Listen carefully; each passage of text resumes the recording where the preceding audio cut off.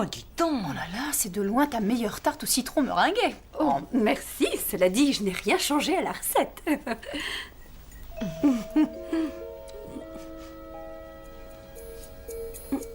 Ça, ce n'est pas ma tarte.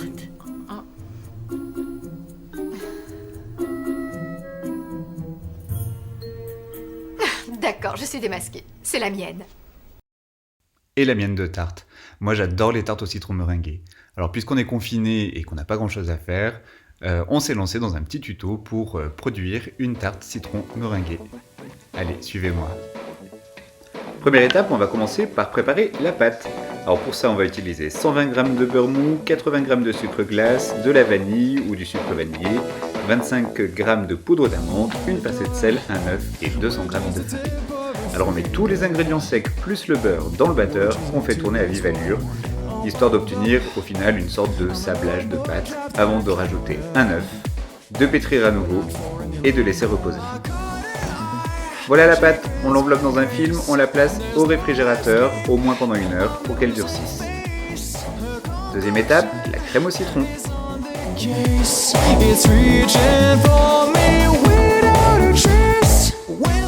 On va râper 2 beaux citrons non traités qu'on passe sous l'eau au préalable et on va les zester pour en récupérer donc un maximum de zeste avant de les presser. On presse les citrons pour en récupérer environ 15 centilitres de jus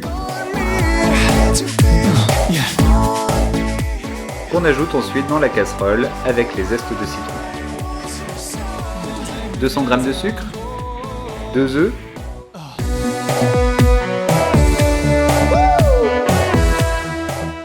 20 g de maïzena. On touille le tout, on place la casserole sur feu doux et on touille sans cesse, vous verrez, c'est un super exercice pour raffermir les bras.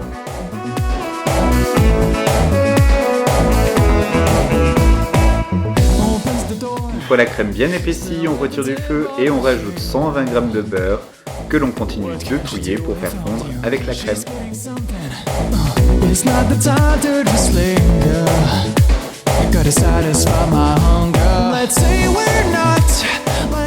On transvase la crème dans un petit récipient qu'on va ensuite filmer avec du film alimentaire à contact pour pouvoir la mettre au frigo et la laisser prendre au froid.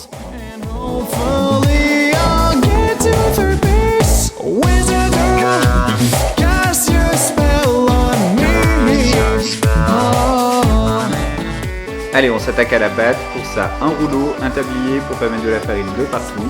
On sort la pâte du frigo, on farine sans plan de travail et on va abaisser la pâte à tarte.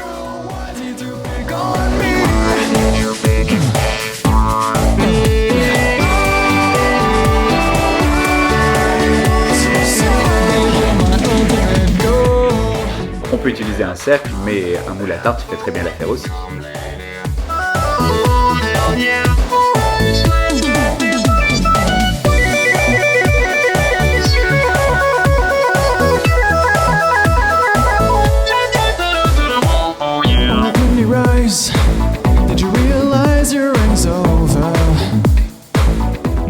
Ah oui, pour que la pâte reste bien en place, on dépose un papier sulfurisé et on va venir rajouter par-dessus, alors ici des graines de pois chiches, mais quelque chose qui puisse faire un pois.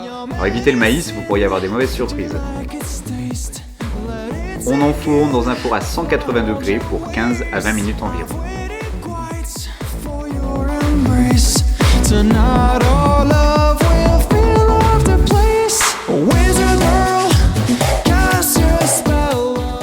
Waouh, la crème citron a bien pris et bien épaissi. On la remue un peu, histoire de la désépaissir, avant de venir remplir le fond de tarte avec la crème citron.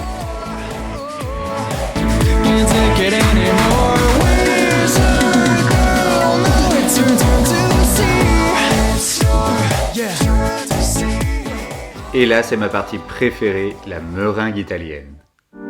On va réaliser un sirop de sucre avec 100 g de sucre dans 5 centilitres d'eau qu'on laisse porter à ébullition. À côté, le batteur est prêt avec 75 g de blanc d'œuf. Lorsque le thermomètre atteint les 114 degrés, on lance le batteur à pleine puissance.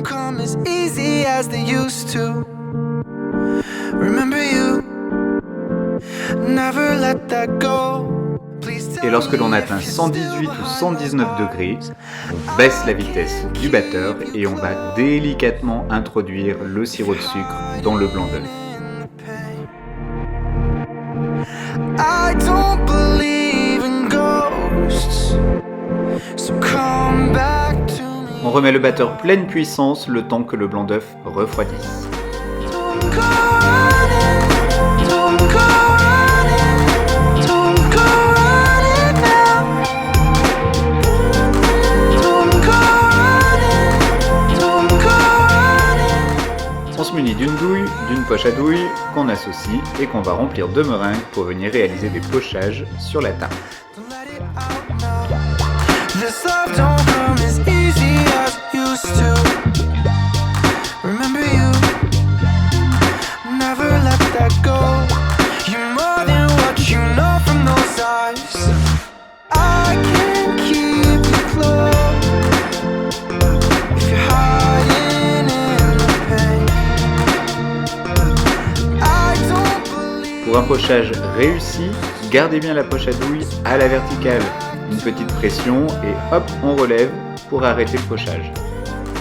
Don't go running, don't go running, don't go running now. Don't go running, don't go running, don't go running now.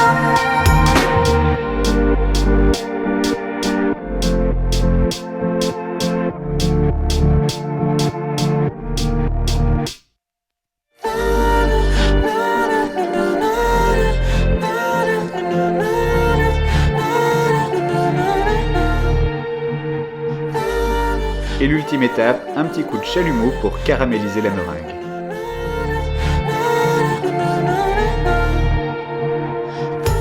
Et si on n'a pas de chalumeau, on peut la passer au four.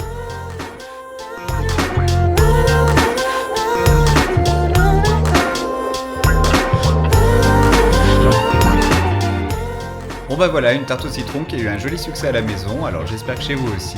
Si vous avez essayé la recette, n'hésitez pas à me faire vos retours. Merci, à bientôt.